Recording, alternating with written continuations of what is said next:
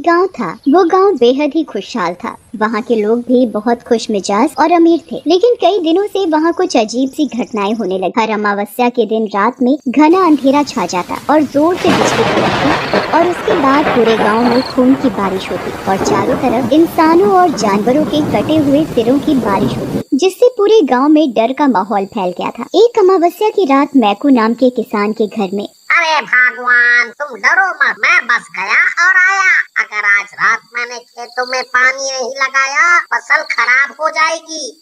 मुझे जाने दे। और वैसे भी ट्यूबवेल के पास कोठरी है, ज्यादा समय लगा तो मैं वहीं रुक जाऊंगा। मैकू की बीवी चंपा, जो कि बहुत डरी होती है, मैकू से बोलती है, देखिए जी, मुझे बहुत डर लग रहा है। मेरी मानो तो आप बाहर मत जाओ। देखो, जान है तो जहान है। लेकिन मैकू चंपा की बात नहीं मानता और खेतों में पानी देने निकल जाता है और खेतों में जाकर ट्यूबवेल चलाकर खेतों को पानी देने लगता है। मेरी चंपा भी ना मेरी कुछ ज्यादा ही चिंता करती है। बस थोड़ी देर और फिर खेतों में पानी भर जाएगा। मैकू खेतों में पानी दे ही रहा होता है कि तभी आसमान में काले बादल छाने लगते हैं और बड़ी जोर से बिजली कड़कती है, जिसे सुनकर मैकू डर जाता है। अरे मर गया रे, ये कहाँ फंस गया रे? अभी मैंने अपनी घड़ी में देखा था तो तब 8 ही बजे थे। लगता है धोखा दे गई। तभी आसमान से बड़ी जोर से खून की बारिश होने लगती है। मैकू जल्दी से भागकर ट्यूबवेल वाली कोठरी में छिप जाता है। तभी आसमान से चुड़ैल और शैतान नीचे गिरने लगते हैं और चारों तरफ लोगों के कटे सर फैल जाते हैं। अरे बाप रे, ये क्या हो रहा है? पहले तो केवल कटे सर ही गिरते थे, लेकिन आज तो चुड़ैल और शैतान भी गिर रहे हैं। अब क्या होगा? उसके बाद मैकू खिड़की से बाहर की ओर झांक रहा होता है कि तभी शैतान और चुड़ैलों की नजर उस पर पड़ती है और वो मैकू की तरफ बढ़ने लगते हैं। अरे ये क्या हो रहा है? मम्मी, मुझे बताओ। अगर मैं इनके हाथ लग गया तो ये मुझे जिंदा नहीं छोड़ेंगे।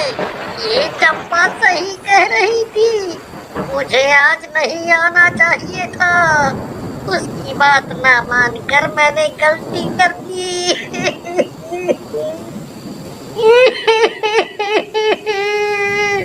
हे भगवान, इस बार बचा लो मुझे किसी तरह। आगे से मैं ऐसी कोई गलती नहीं करूंगा। लेकिन तभी वो सारी चुड़ैलें और शैतान दरवाजा तोड़कर अंदर आ जाते हैं और मैकू को पकड़कर टुकड़े टुकड़े कर देते हैं और उसको खाने लगते हैं। और फिर मैकू को खाने के बाद वो वहाँ से गायब हो जाते हैं। उधर पूरी रात मैकू के ना आने पर चंपा को उसकी बहुत चिंता सताती है और वो ट्यूबवेल पर जाती है। ट्यूबवेल पर मैकू का सर कटा हुआ पड़ा होता है। उसे देखकर चंपा उसका सर उठाती है और रोने लगती है। ये आपको क्या हो गया जी? मैंने कहा था ना कि आज अमावस्या की रात है, मत जाओ खेत पर, लेकिन आपने मेरी बात नहीं मानी और देखो ये सब क्या हो गया। मैं अब अकेली सारी जिंदगी कैसे बिताऊंगी?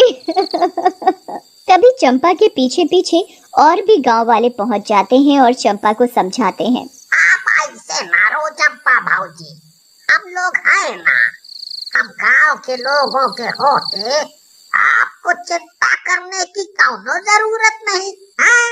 मुझे अपनी चिंता से ज्यादा गांव की चिंता है। आज मेरे साथ हुआ है, फिर किसी और के साथ होगा। हमें इन दुष्टों का मुकाबला करना होगा। तभी वहाँ खड़ा हुआ एक गांव वाला बोलता है, भौजी, आप ये बदला बदला रहने ही दो। भला हम इंसान इन शैतानों से कैसे मुकाबला करेंगे? देखो, हम कुछ और रास्ता निकालेंगे। तभी चंपा को इस बात पर गुस्सा आ जाता है और वो बोलती है, दीनू भैया, कोई मेरा साथ दे या ना दे, मैं इन शैतानों से अपने पति की मौत का बदला लूंगी। मैं इन शैतानों को जब तक मजा नहीं चखाऊंगी मैं चैन से नहीं रहूंगी। ऐसा कहकर चंपा वहाँ से चली जाती है। कई दिन बीत जाते हैं और अमावस की रात फिर से आ जाती है। गांव वाले डरे सहमे अपने घरों में। वहीं बच्चा अपनी माँ से पूछता है, माँ, माँ, आज रात क्या शैतानों की बारिश होगी? बेटा, मुझे क्या पता, तू चुपचाप बैठ जा और कुछ भी हो बाहर मत जाना। मैं अभी रसोई में जा रही हूँ। उधर रात होते ही चारों तरफ बिजली कड़कने लगती है और फिर से वही खून की बारिश होने लगती है। वो बच्चा जिज्ञासावश घर का दरवाजा खोलकर बाहर चला जाता है। सारी शैतान और चुड़ैलें उस बच्चे को पकड़ लेती हैं। मम्मी, मुझे बचाओ, ये शैतानों ने मुझे पकड़ लिया, बचाओ बचाओ। बच्चे की चीखें सुनकर उसकी माँ दौड़ी दौड़ी आती है और शैतानों को खींचने लगती है। छोड़ दो दुष्टों, वो मेरा बेटा है, छोड़ दो। लेकिन वो शैतान हंसते हुए उस माँ के बेटे के टुकड़े टुकड़े करके खा जाते हैं। अगली सुबह गांव वाले औरत के घर पहुंचते हैं। ये सब क्या हो रहा है? ऐसे तो पूरा गांव ही खाली हो जाएगा एक दिन। ये शैतान तो अब इंसानों को भी मारने लगे हैं। सही कहा तो रामा भैया, देखो तो कितनी बेदर्दी से मार कर खा गए हैं दोनों माँ बेटे को। तभी वहाँ खड़ा दीनू बोलता है, भाइयों, ऐसे शोक मनाने से कुछ नहीं होगा, हमें अपनी सुरक्षा के लिए कुछ करना पड़ेगा। लेकिन दीनू भैया, हम लोग क्या कर सकते हैं? देखो, वो लोग तो शैतान हैं और हम इंसान। तुम ये बदला लेने की बातें रहने ही दो। ऐसा कहकर गांव वाले वहाँ से चले जाते हैं और दीनू खड़ा खड़ा सोचता है। चंपा भौजी सही कह रही थी, इन शैतानों का मुकाबला करना ही पड़ेगा, नहीं तो ऐसे तो ये पूरे गांव को मार कर खा जाएंगे। कुछ दिनों बाद चंपा वापस आती है। दीनू उसे देखकर खुश हो जाता है और उसे गांव में हुई सारी घटना के बारे में बताता है, जिसे सुनकर चंपा बोलती है, दीनू भैया, मुझे पता था कि ये तो होना ही है। जब तक हम अपनी मदद खुद नहीं करेंगे तब तक तो भगवान भी कुछ नहीं कर सकता। सही कहा तो चंपा भौजी, लेकिन हम उन शैतानों का मुकाबला करेंगे कैसे? तुम चिंता ना करो दीनू भैया, कोई साथ दे या ना दे, हम दोनों मिलकर मुकाबला करेंगे। मेरे पास उन शैतानों से निपटने के लिए योजना है। फिर चंपा दीनू को अपनी योजना समझाती है। फिर ऐसे ही दिन बीतते जाते हैं और अमावस्या फिर से आ जाती है। अमावस्या के दिन चंपा के कहे अनुसार दीनू एक पानी का टैंकर लेकर आ जाता है। चंपा भौजी, आपके कहे के अनुसार हम पानी का टैंकर तो ले आए हैं, लेकिन क्या ये योजना कामयाब होगी? दीनू भैया देखो, डर तो हमें भी लग रहा है, लेकिन इस योजना के अलावा हमारे पास और कोई चारा नहीं है। अब या तो हम दोनों की जान जाएगी और नहीं तो ये गांव इन शैतानों के आतंक से आजाद होगा। फिर दोनों रात का इंतजार करने लग जाते हैं। रात होते ही फिर से वही खूनी बारिश होने लगती है। चारों तरफ इंसानी खोपड़ी फैल जाती है। तभी उसी बारिश में से चुड़ैल और शैतान भी नीचे आने लगते हैं। योजना के अनुसार चंपा टैंकर की तरफ भागती है। सारे शैतान भी उसकी तरफ भागते हैं। आओ शैतानों, आओ, आज तुम्हारी आखिरी रात है। तुमने मेरे पति को मारा था। तभी टैंकर पर चढ़ा दीनू बोलता है, अरे भौजी, अपनी जान बचाओ, एक गड़बड़ हो गई, ये टैंकर चालू नहीं हो रहा। चंपा को गुस्सा आता है और वो बोलती है, अरे नास मीठे, एक काम दिया था तुझे और वो भी तुझसे नहीं हो पा रहा। लगता है आज मैं भी मरी तेरे चक्कर में।